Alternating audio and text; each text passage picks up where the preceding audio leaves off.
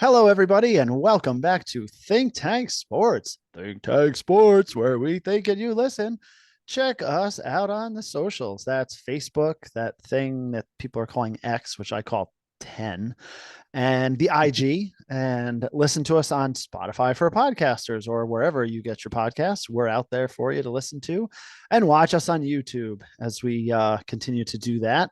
Um, Mike, baseball playoffs have been in full swing. We haven't done much in a couple of weeks here with baseball, but now we're into the league championship series, uh, American and National League. So we thought, hey, let's get into some baseball. So that's exciting. We just had a game just finished between the Diamondbacks and the Phillies. We'll get into that. The Astros and the Rangers are starting out in the first inning as we record here on Thursday night, October 19th, the year 2023, just in case anybody was wondering. We're going to talk some baseball, Mike. So I know a sport close to your heart, of course, as a former Absolutely. major league umpire. And anyways, Mike, how the heck are you? I'm doing great, Dave. And yes, I love baseball and certainly the postseason.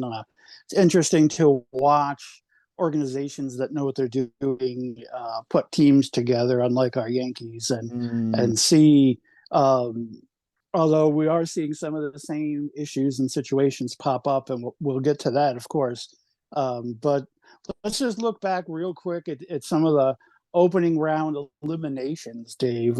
Probably the most shocking elimination was the Atlanta Braves to these Phillies. yes. The Phillies, who have gotten hot at the right time, they're peaking the right time of the season for sure.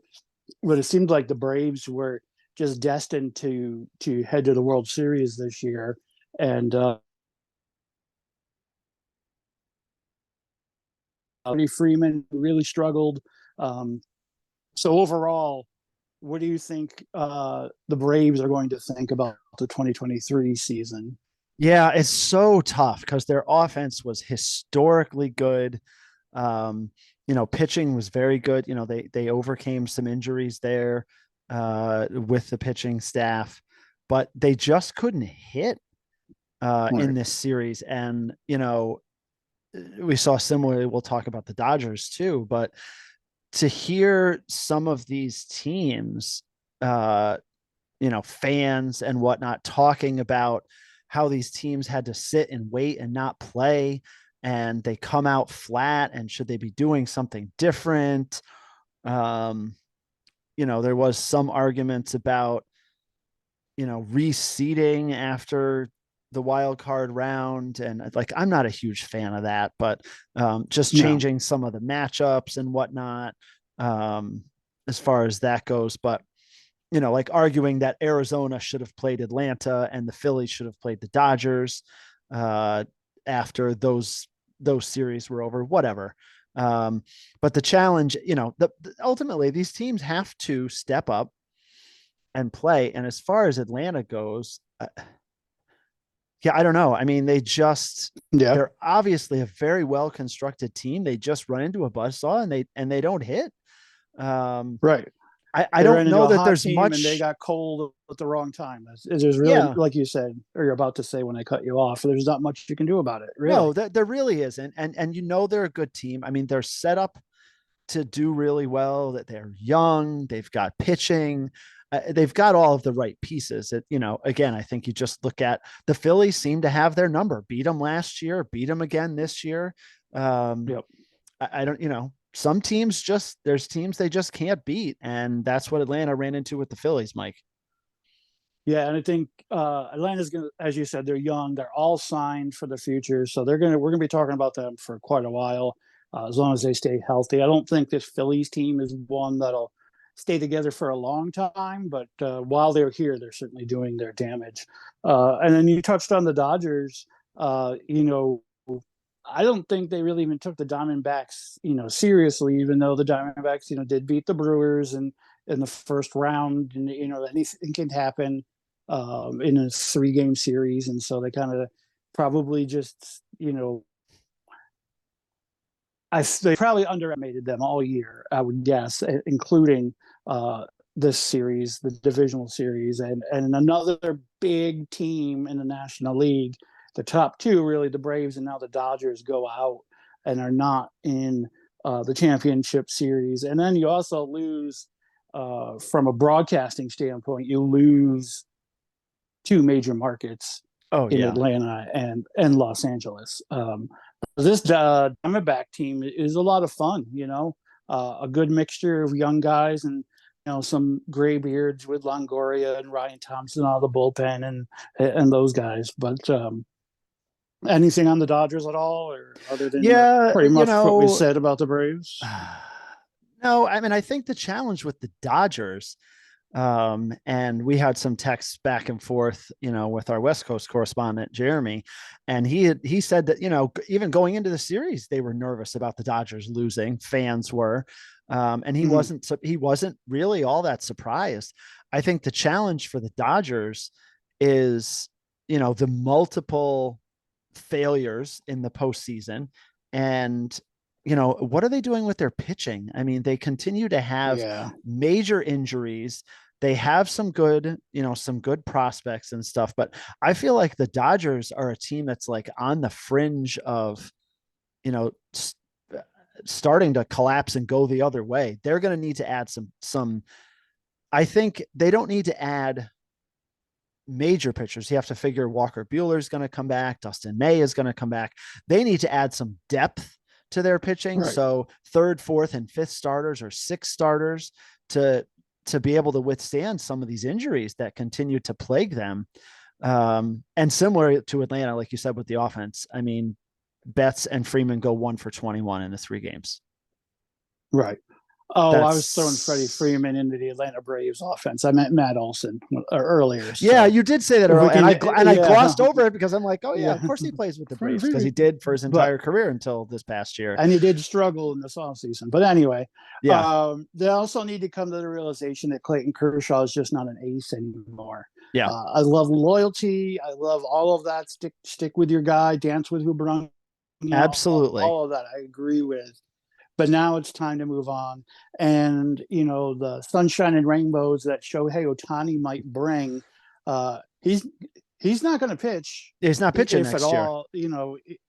Right. minimally. So that's not going to solve anything, right? No, Minimally, yeah. And honest, if he's getting honest advice from people he trusts, he probably might be able to be a reliever yeah, going forward, but he needs to hit. He needs to hit to make that money. So yep.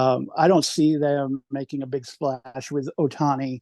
Not sure. I haven't done enough research to see what free agent or pitchers might be available via trade. But I totally agree with you. They need Yeah, innings eaters, and they yeah, need those two, Bueller and May, to get healthy. yeah. And I then the mean, last team, I just we know with the Phillies. I go mean, ahead. Aaron Nola is a free agent, so he's going to be on the market. But again, I don't think the Dodgers need him. Um, No, but you could see them making a no. play for him. But Mike, you were saying the other team that didn't do so Do well. you see how the Baltimore Orioles? Yep. It's 101 wins. Uh, Young arms that just ran out of down the stretch. We saw that they did beat the Rays in the first round. So does that No, no, Rays no. They were the team? number one seed. The Rangers Oh, right, right, beat the right. The Rangers Rays. beat the Rays. Good call. So the Rangers have really gelled the last month of the season and in these playoffs. They really, if you remember mid-season, everyone was saying what's wrong with the Rangers, and Trevor Simeon wasn't hitting, and Scherzer got hurt there, and DeGrom's out for the year. Do they have enough pitching? Um, well, they certainly came together and are continuing to play well in these playoffs. So did they just run into a buzzsaw with the Rangers as well? Was it a little too much to ask their dream season to include a postseason series victory? What do Yeah, you I mean, think? I think it's a little bit of both. Like Texas, playing well, and I think just some inexperience on the Orioles. Yep. But they're another team that where I would put them with the Braves, that they are set up for success. And Mike Right. said it. There's a lot of young pitchers, young hitters, guys, guys that are signed for multi-year contracts. I wouldn't be all that concerned with the Orioles. I think they will continue to be successful. It just hurts when you get swept. You get the top Yeah. seed, you get to sit for a few days, and you just get swept. It just, Yeah. not good, but it will provide all of those young players with motivation to say, we're not going to let that happen again. Right. And so they're probably one of the few 100-win plus teams that you'll ever see that will call this a successful season. Yeah. Because they did, worst to first, or I don't know if they had finished worst the year before, but towards the bottom, have been, a scrappy, up and coming team in the past few years, but no one thought they'd win the American League East coming in and do what they did with 100 wins. So, like you said, good on them, and they're going forward. Yeah, their over under the was game 76.5, Mike. So, good for you having that on yep. your I've had that. Yeah, it's right there. So, I mean, they so people cash that ticket early July. Exceeded. Yeah. When they were 57 at the All-Star break. Wow. Wow. Yeah. So they really played well. So good for them. Yep. Now I've heard a lot of scuttlebutt around that these Major League Baseball playoffs aren't that entertaining. I don't see it that way. Yes, you don't have Yankees versus Red Sox or regional rivalries, although you do have two Texas teams battling it out in the ALCS. Yep. I think these games, except for when Philly put it on Arizona 10-0 the other night, or whatever that final score ended up being. 10-0. Yep. It has really been rich and compelling to me as a baseball person, and nothing more so than today's game, in which the Diamondbacks get on the board with a 2-1 win at home. To me, the first thing I noticed, Dave, is the stark contrast in the ballparks. Philadelphia is a hitter's park. It's a bandbox. The fans are right on top of you. Yeah. And credit to the Philly fans. They were electric from before the first pitch. Yep. And then Schwarber does what he does. And really, when that joint's jumping like that, I don't care who you are. Yeah. It's going to be tough to perform. So, but the Diamondbacks took both of those punches, a left and a right, came home down 2-0, and won a Diamondbacks Park type of game today, 2-1. Yep. With this big cavernous pitcher's park where you have left center field. Not only is it 413, but it's like 10 feet up. Yeah. So you got to hit it more than 413. And center field's even worse. And there was a couple of balls I thought that the Phillies hit. One that Brandon Marsh hit for a double that would have been out of Philadelphia for sure. Yeah. And anyway, it comes down to some interesting decisions. And that's why I wanted to compare it to what the Yankees go through. So in the seventh inning, after the sixth inning, the Diamondbacks pitcher, I don't have his name at my fingertips. I should have had it. Oh, it's that cruising along. Yeah, it's like fat or something. It's not fat, but it looks like fat. Right.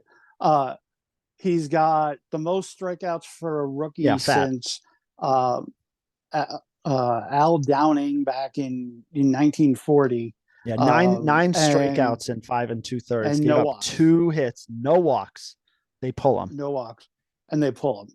And that's a decision based on analytics, right? He'd been through the lineup a couple of times, and the analytics all say that pitching performance drops and batter's performance accelerates when that happens, and I get that.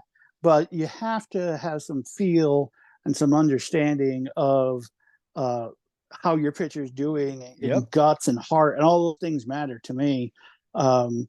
So sure enough, they bring in Saul Frank. Thank you for pronouncing that, because I was looking at it like, and he walks 2 batters, gives up a run, throws a wild pitch. No, Ryan Thompson came in through the wild pitch. Oh, Ryan Thompson through the wild pitch. Yeah. So Frank got out of the last out of the 6th, and then he had to pitch two batters in the seventh and Yes, walk both of yes. them. Walk both of them. Yep, yep. And then Ryan Thompson throws the wild pitch to the backstop, and Bryce Harper in a tremendous fundamental, Yeah. baseball play with a great secondary lead and understands that it's time to run. The ball does hit the back wall, right back to the catcher. And if he made a decent throw, to Thompson covering the plate, it might have been a close play. But Harper just continues to make things happen, Yep. adds value on top of his incredible power. Mm-hmm. He's just a complete ball player. Yep. No So two ways around it. And the Yankees yeah, didn't want him. come on, don't We'll need just we don't need anybody like that, nope. right? Don't need anybody that good for any reason. And we're not bitter Right. in any way.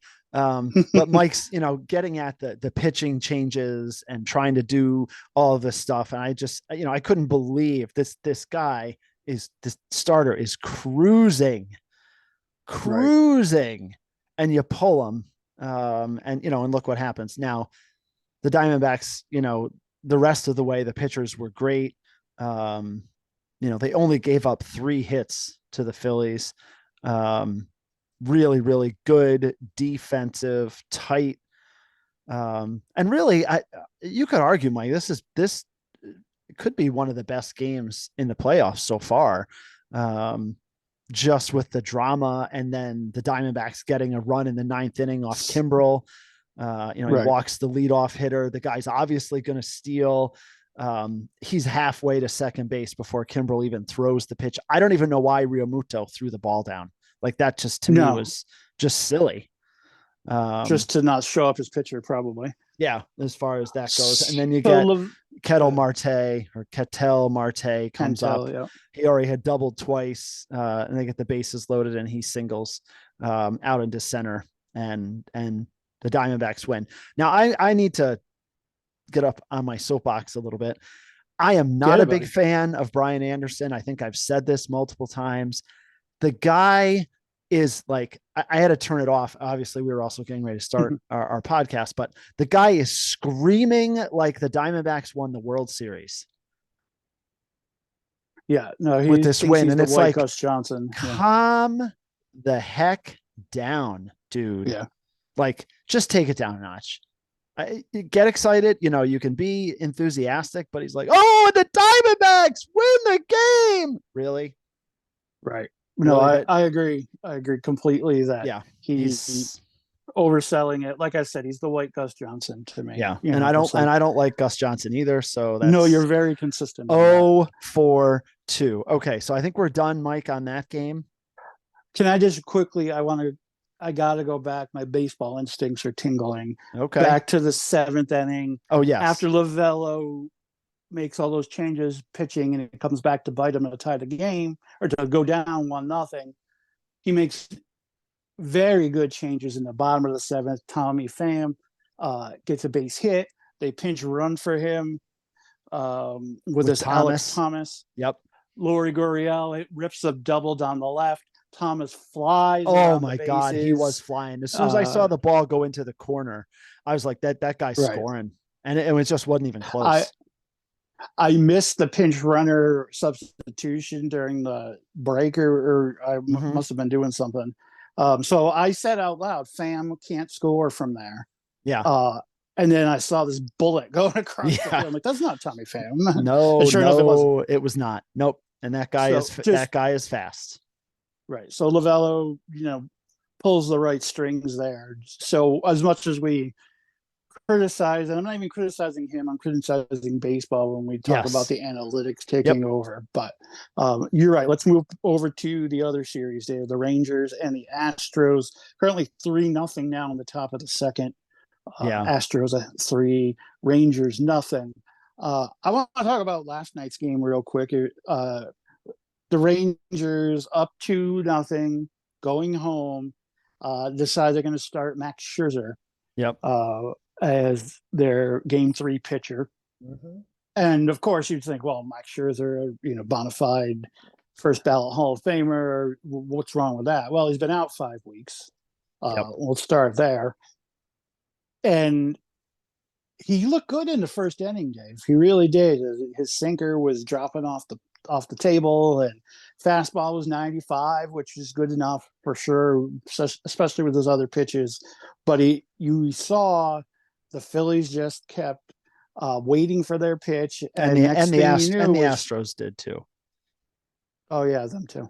The Astros just kept waiting for their pitch, and then next thing you know, it's 4-0. Yeah. Before we knew what was going on. Yeah. They hit, a couple of home runs, and of course, Jordan Alvarez is just a beast. Yeah. And that was really all she wrote in the game. It did end up being 8-5. The Astros over the Rangers, but I don't know. I felt after that 4-0 Scherzer 3-inning performance, it was all over. Is it a mistake?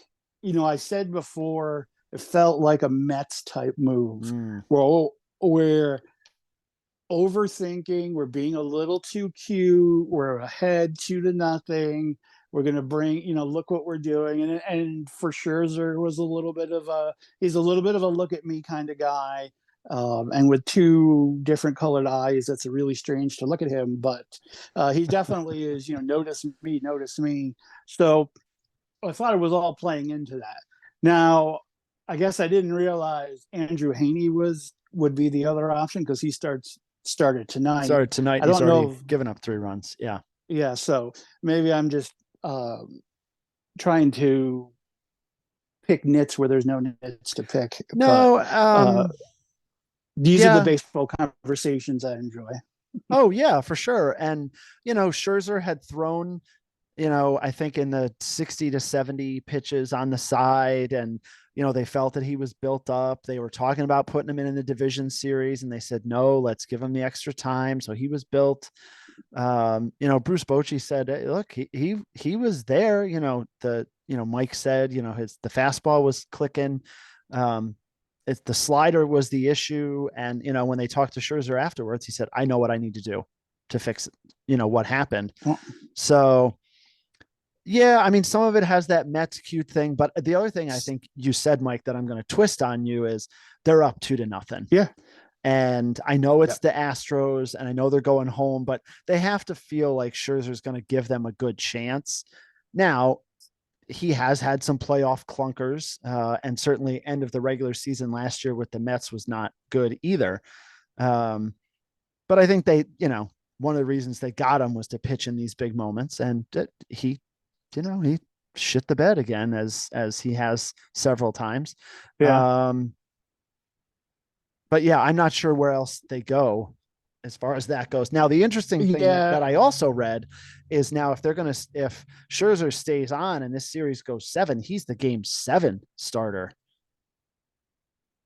Interesting. In Houston. Very interesting. And I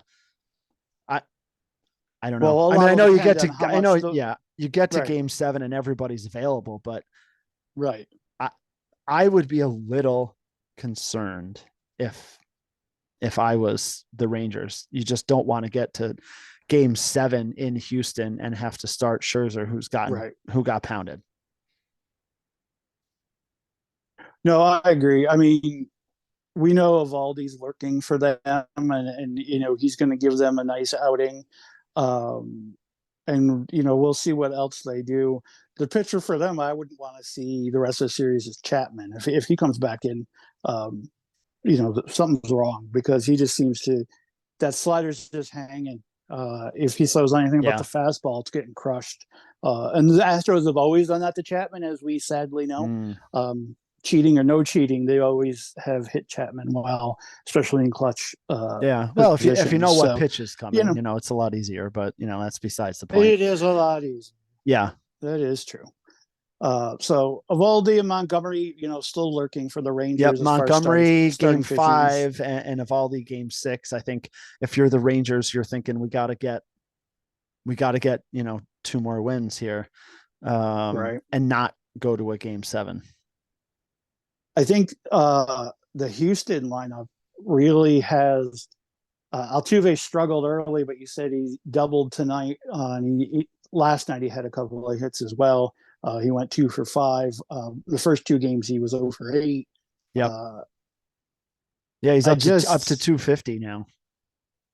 can't believe that they just keep restocking this lineup. Jose Abreu's buried back there. Michael Brantley, who made one of the best catches in left field you're going to see yesterday. Yeah. From a left fielder, left fielders don't get a lot of opportunity. It's either a base hit in front of them or a shot over their head. There's Mm-hmm. not a lot of defensive gems from left fielders. But he caught one in the gap that was huge. Kyle Tucker, all these guys. It's too bad I hate them. They're the kind of team that I could Yeah. root for player wise, except for the old guard like Altuve and Bregman. I guess Yeah. those are the only two left at this point. And Yeah. Jeremy Payne at shortstop is no slouch. So Yeah. um, Their so issue is Tucker is hitting 120, and right. so that would scare me if And I'm other Maldonado's teams. guaranteed out at the bottom of the lineup. Yeah, So, but he had a big hit yesterday. But Tucker hitting 120. I mean, he's 1, 2, 3, 4, 5, 6. He's hitting six tonight. Yeah. That seems low, but yeah. That would scare me. But other than that, I mean, Alvarez is continuing to hit well. Dubon is hitting 500 in the playoffs. The Astros are doing their thing, which is unfortunate because, and this goes back to the end of the regular season where, Texas lost some of those games. All they had to do was win one of those games and they would have been, the 2 seed, in Texas or in Houston would have had to have played in the wild card round. He just would have rather had them get their pitching messed up that way. But anyways, that's not where we're at. Right. So Texas has got to, hunker down and come back here early on in this game against. So let's talk about the future then. We'll start with this series and go back to the other one. Let's assume Houston wins, so it's 2-2 after tonight. Yeah. Although 3-0 is not insurmountable, especially in the American League. Nope. What do you see? Who do you see winning this series? Just gut reaction. Yeah, I mean, I really hate to say the Astros, but I think Montgomery's has pitched lights out, and he pitches Game 5. So if you can, Montgomery pitches well, he's going against Verlander. I get it. Right.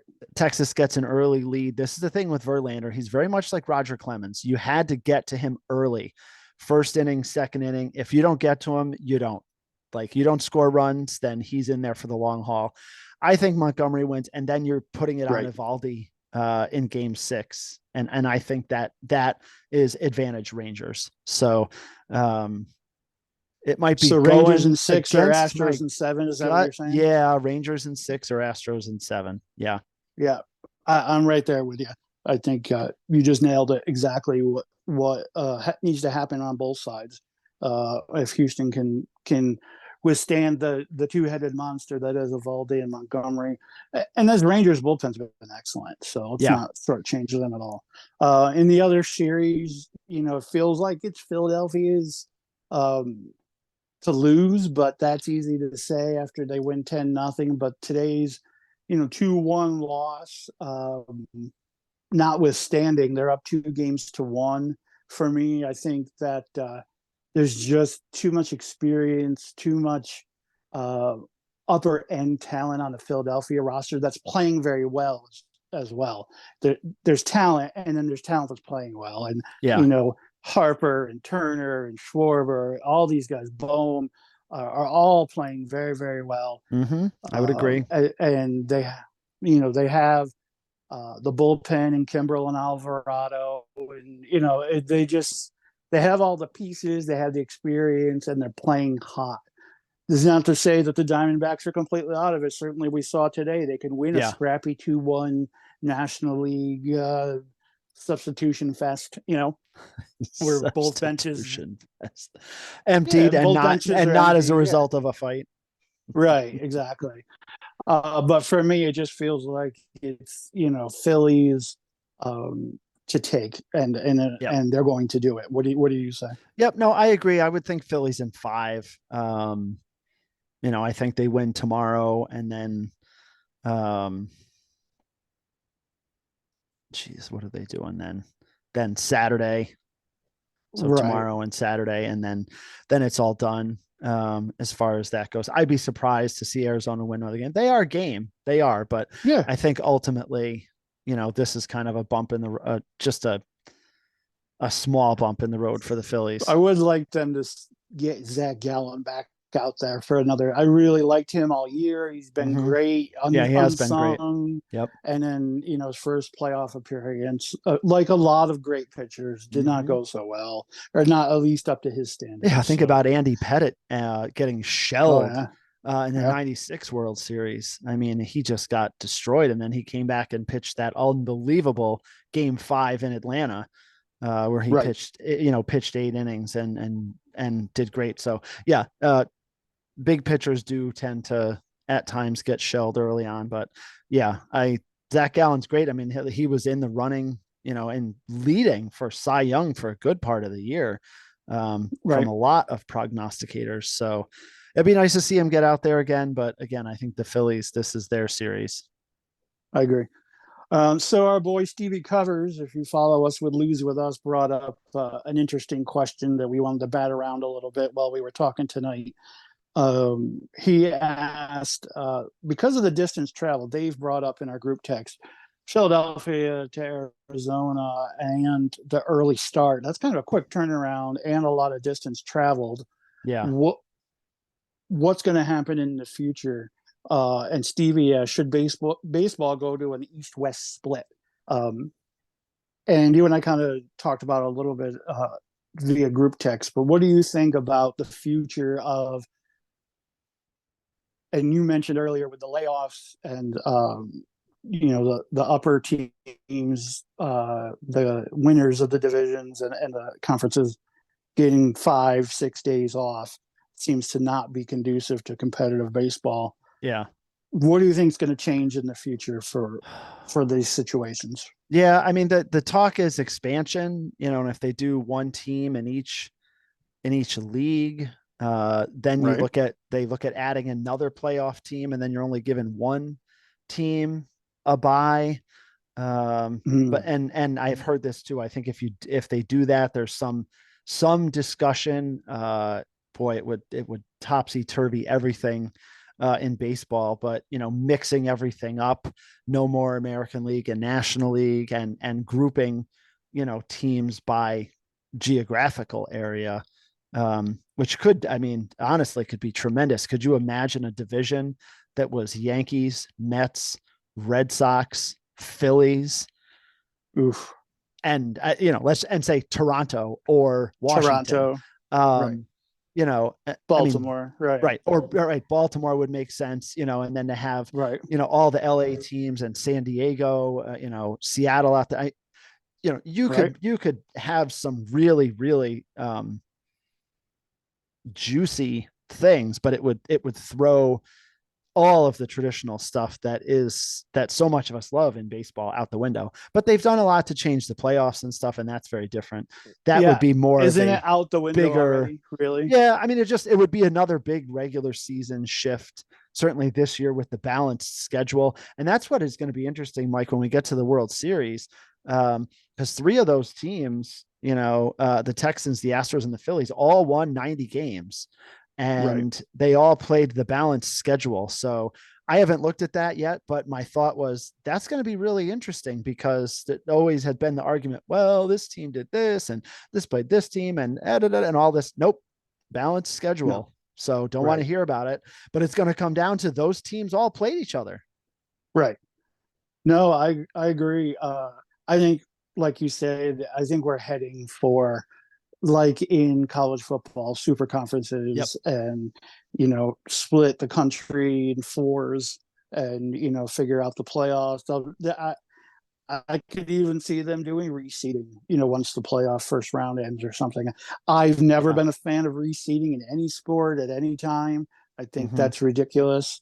Um, Not only are you completely devaluing the regular season, it's just, I don't know, just doesn't seem fair to me.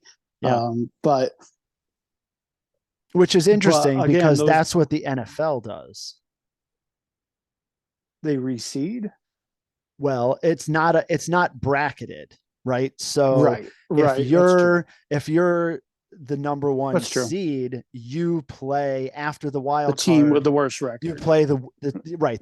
worst remaining seed. So they call it reseeding.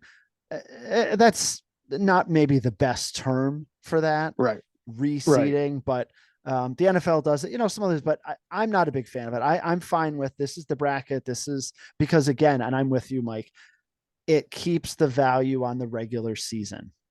Right. And we've seen, I mean, look at the NBA. What's the point of the NBA regular season other than to be one of the 97 teams that makes the playoffs? It doesn't matter, Yep. at all. Totally true. So, and while you have some entertaining moments, it just the intensity and the rivalries aren't there. Now, those teams you mentioned all in one division, that would be something. Yeah. Yankees and Mets in the same division would be just all out war. And then you had Right.